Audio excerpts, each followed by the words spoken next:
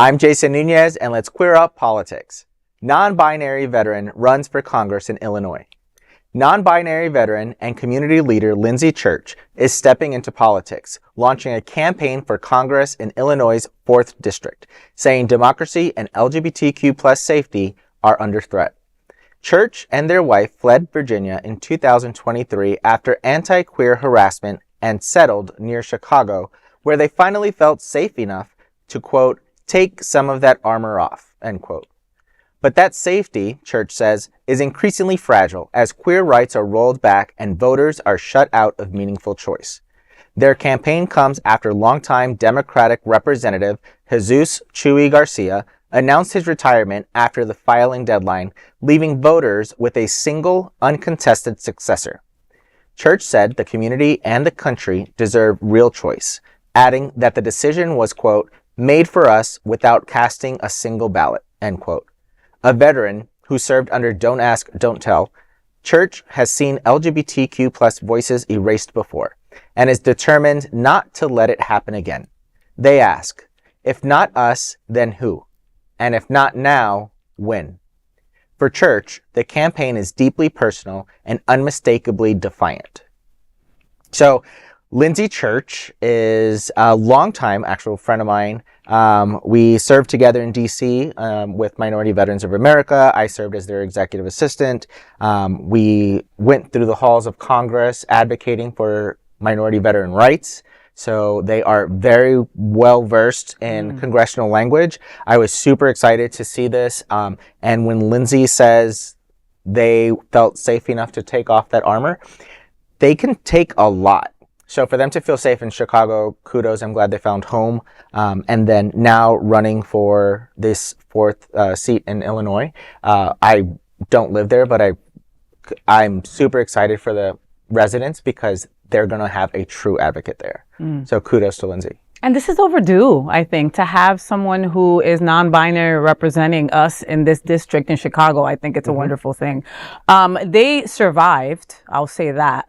Don't ask, don't tell, like you did. Right.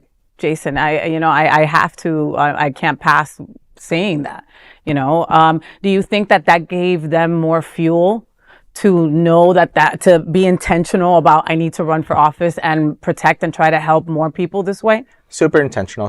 They are super intentional. They do everything with purpose and impact.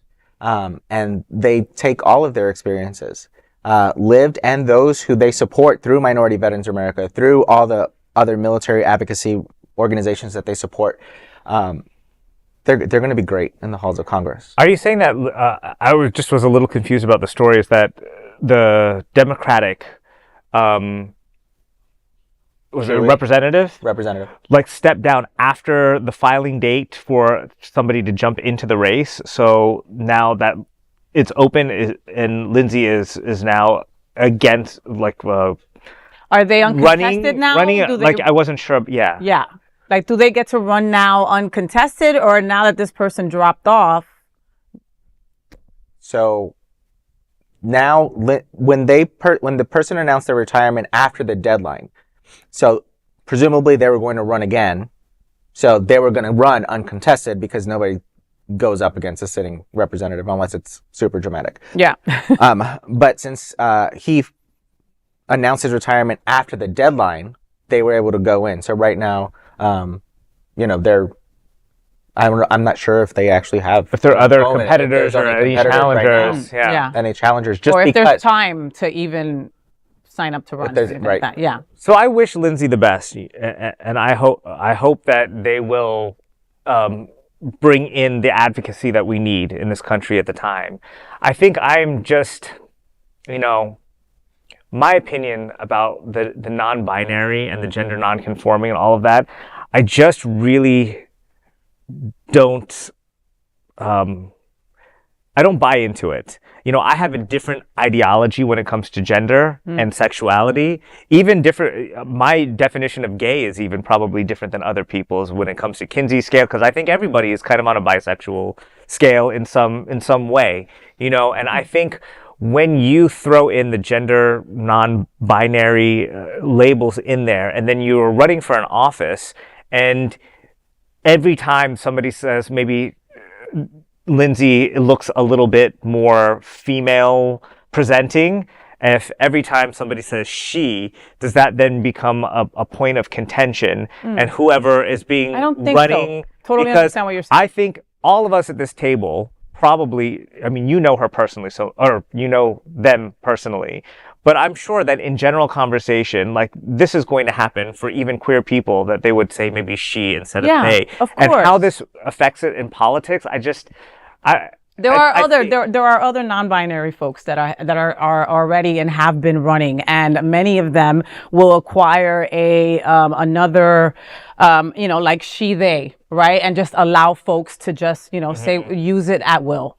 Do you think that in this environment where we're fighting such a culture war, that is something that's going to be a negative with the general population? It could be, but I mean, I don't think that they care. They still want to run on who they are, right? On their individuality, and what makes them them. And they are non-binary, like you are M and I am F, just that. Yeah, I think it's also the response, in my experience with Lindsay, early on, when I was a baby gay, when I met them, I made that mistake often because it was just quickly, oh, she this, she that. Yes. And many do. And many do. And meeting someone like that allows you to practice and get that correct for them. Right. But I think with that, Lindsay has the character to make it into an education campaign, and to not be a Republican and use it as they're offending me on purpose. You don't know my pronouns. Well, I mean, I just think that when you say an education campaign, I think there's just a lot of people who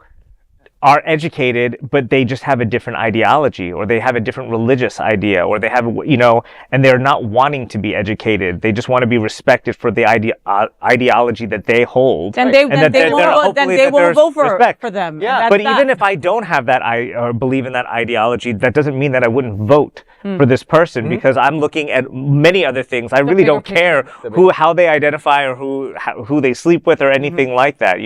I think just where I am, is just I want to win. I'm tired of losing. Like, we've been losing so much that I'm just trying to win and make sure that we are putting forth candidates that can really affect change. I'm afraid to ask this with you, because then it's going to turn into a big thing, So should they hide who they are and hide their pronouns because they want to get those extra votes? No, I don't think so. I think if Lindsay feels like they are the best person and they refer to themselves as they, I just hope that they make space for the people who would refer to her as something different and not take it personally and say, I'm not going to try to correct you. I respect that this person doesn't have that ideology. 100%. And if they call Lindsay her, that she would flip them off. Would be okay with it and just say, you can still refer to yourself how you want, because that's your ideology. Of course. But not make this an issue. Of course. That's and you don't want that to take away from their campaign either, because you want them to win. No, I totally get it. I totally get it.